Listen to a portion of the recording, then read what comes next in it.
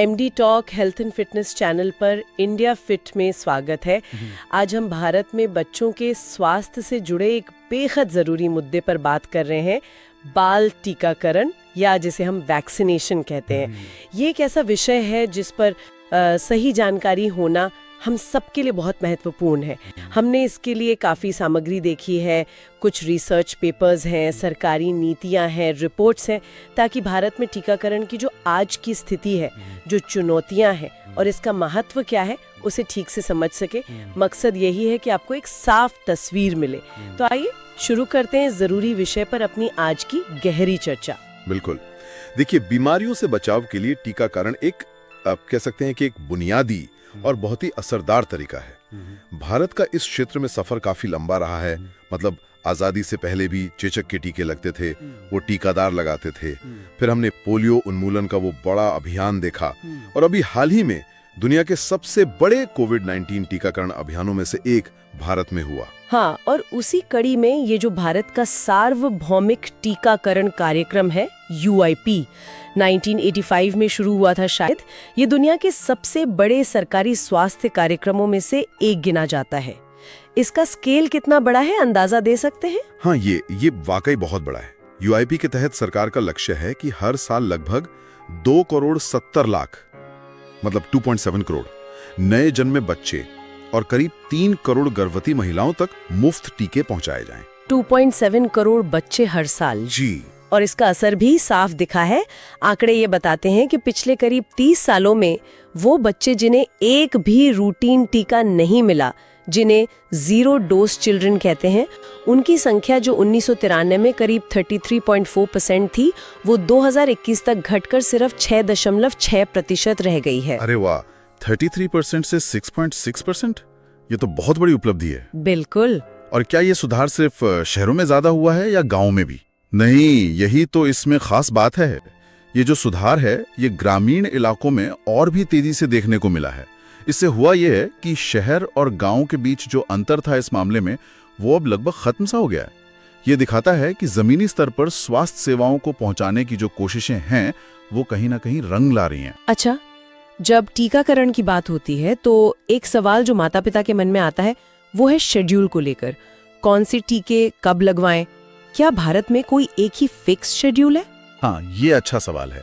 देखिए, मुख्य रूप से 2 तरह की गाइडलाइंस हैं। एक तो है सरकार का राष्ट्रीय टीकाकरण सारणी, NIS जिसे कहते हैं। इसमें जो जरूरी टीके हैं वो सरकार मुफ्त उपलब्ध कराती है। दूसरी guideline Indian academy of paediatrics यानी IAP की तरफ से आती है। इसमें NIS वाले टीकों के अलावा कुछ और टीके भी शामिल हो सकते हैं, जैसे चिकन पॉक्स या हेपेटाइटिस A के। ये अक्सर प्राइवेट क्लिनिक्स में मिलते हैं। पर सबसे जरूरी बात यह है कि टीके सही समय पर लग जाएं, चाहे वो NIS वाले हों या IAP वाले। टाइमिंग बहुत महत्वपूर्ण है। ये तो हुई प्रगति और व्यवस्था की बात, लेकिन जाहिर है इतने बड़े देश में, इतने बड़े कार्यक्रम में सब कुछ एकदम आसान तो नहीं होगा। मुख्य चुनौतियां क्या हैं? हाँ, चुनौतियां तो हैं और कई हैं। पहली, जैसा आपने कहा, पहुंच, एक्सेस। खासकर दूर दराज के जो गांव हैं, पहाड़ी इलाके हैं, वहां स्वास्थ्य केंद्र तक पहुंचना या फिर स्वास्थ्य कर्मी का वहां तक पहुंचना आज भी एक मुश्किल काम हो सकता है। दूसरी बड़ी चुनौती है cold chain logistics. Cold chain मतलब टीकों को ठंडा रखना। बिल्कुल। टीकों को फैक्ट्री से लेकर बच्चे के शरीर में लगने तक एक निश्चित ठंडे तापमान पर रखना होता है। इस पूरी चेन को बनाए रखना, खासकर उन इलाकों में जहां बिजली की दिक्कत हो या ट्रांसपोर्ट मुश्किल हो, वो आसान नहीं है। हालांकि मध्य प्रदेश जैसे राज्यों में कोशिशें हो रही हैं कि सप्लाई में लगने वाला समय कम किया जाए, कोल्ड चेन नेटवर्क को बेहतर बनाया जाए। तो एक तरफ तो टीके को सही सलामत पहुंचाने की चुनौती है और दूसरी तरफ शायद ये कि लोग टीका लगवाने को तैयार भी हों। ये जो वैक्सीन हेजिटेंसी या टीका लगवाने में हिचकिचाहट है, क्या ये भी एक बड़ा मुद्दा है भारत में? हाँ, बिल्कुल। ये एक बहुत बड़ी और कह सकते हैं कि जटिल चुनौती है।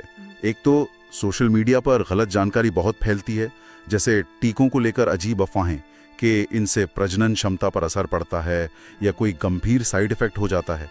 ये सच है कि टीके के बाद कुछ मामूली साइड इफेक्ट हो सकते हैं, जैसे हल्का बुखार आ गया या जहां इंजेक्शन लगा वहां थोड़ी सूजन या दर्द। ये आम बात है। शोध में भी पेंटावेलेंट टीके के बाद ये सबसे ज्यादा देखे गए हैं। लेकिन कभी कभी लोग इन्हीं मामूली बातों से डर जाते हैं। और क्या सिर्फ अफवाहें ही कारण हैं? नहीं, सिर्फ अफवाहें नहीं। कुछ समुदायों में, जैसा हमने पोलियो अभियान के समय भी देखा था, सरकार की कुछ पुरानी नीतियों को लेकर एक अविश्वास सा रहता है। जैसे पहले के परिवार नियोजन कार्यक्रमों का अनुभव, वो अविश्वास भी कभी-कभी टीके के प्रति हिचकिचाहट की वजह बन जाता है। तो फिर इस हिचकिचाहट और अविश्वास से कैसे निपटा जाए, क्या तरीके हैं? देखिए, इसमें जो हमारे फ्रंटलाइन स्वास्थ्य कार्यकर्ता हैं, आशा बहनें हैं, आंगनवाड़ी कार्यकर्ता हैं, उनकी भूमिका बहुत अहम है। उन्हें और बेहतर ट्रेनिंग और समर्थन देने की जरूरत है ताकि वो लोगों के सवालों का, उनके डर का सही तरीके से जवाब दे सकें। और हमने कोविड-19 अभियान के दौरान भी देखा कि जब सरकार, एनजीओज और स्थानीय समुदाय के लोग, खासकर धर्मगुरु, जब ये सब मिलकर काम करते हैं तो विश्वास बनाने में और मुश्किल आबादी तक पहुंचने में बहुत मदद मिलती है। स्थानीय भाषा में सही जानकारी देना, समुदाय के हिसाब से रणनीति बनाना, ये सब बहुत जरूरी है। क्या इन सब चुनौतियों से निपटने के लिए कोई राष्ट्रीय स्तर पर नीति या पॉलिसी भी है? जी हाँ, 2011 में एक राष्ट्रीय टीका नीति यानी नेशनल वैक्सीन पॉलिसी बनाई गई थी।